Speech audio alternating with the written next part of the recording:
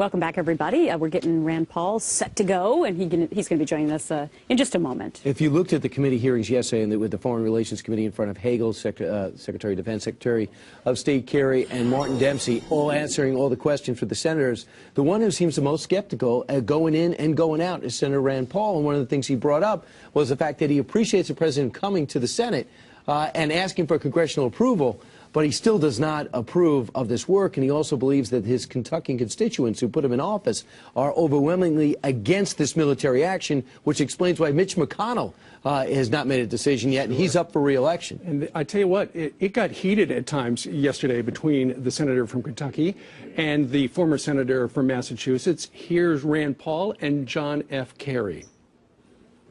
We don't want to go to war.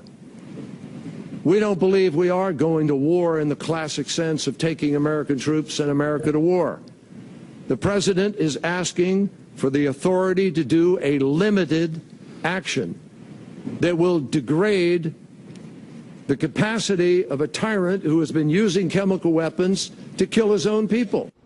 And that Republican senator from Kentucky, Rand Paul, joins us now.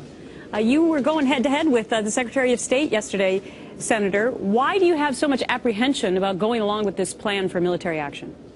Well, we have a bit of a disagreement. You know, the Constitution vests the power to go to war in Congress, and I'm proud of the president for coming back to Congress and asking for authority. But what I was asking John Kerry for is admit that we have the authority, and if the vote goes against you, that it's a binding vote.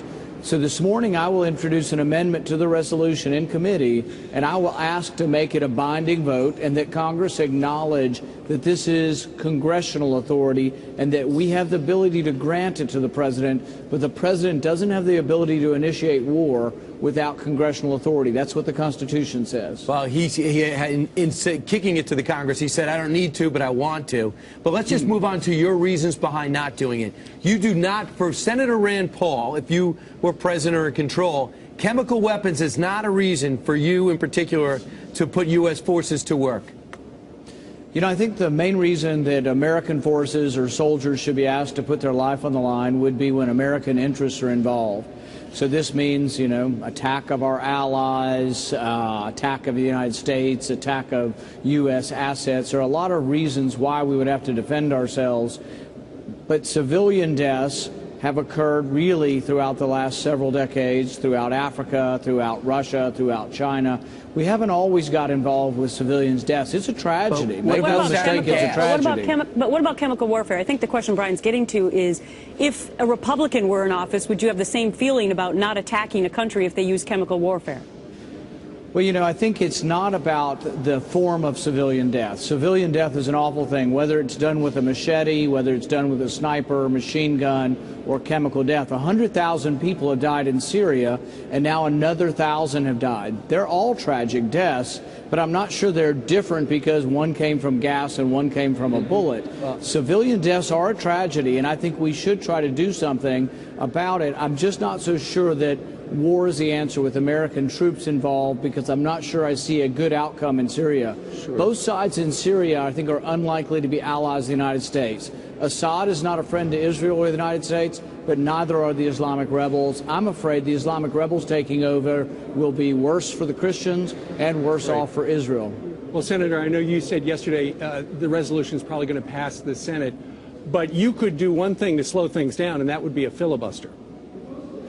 Yeah, it only temporarily slows things down. As people saw when I did this previously, you can talk for only so long and eventually nature calls. So you can slow things down and sometimes get an answer to things, but you can't permanently delay. Some people think, oh, you can filibuster and permanently delay, but you might delay something 12 or 13 hours. Right. What I will try to do is I will try to lead the opposition. Nobody in my state is for this. Not one person has come up to me. It's vastly unpopular. Ask our soldiers. If you could ask our soldiers, are they ready for another deployment next time in Syria? They'll say not no, but hell no. America's not ready for another war. So obviously you do not trust Senator John Kerry when he says no boots on the ground. We got to wrap it up there. Senator Rand Paul, we'll see if you do the filibuster. We'll be watching. Thanks so much for your time. All right.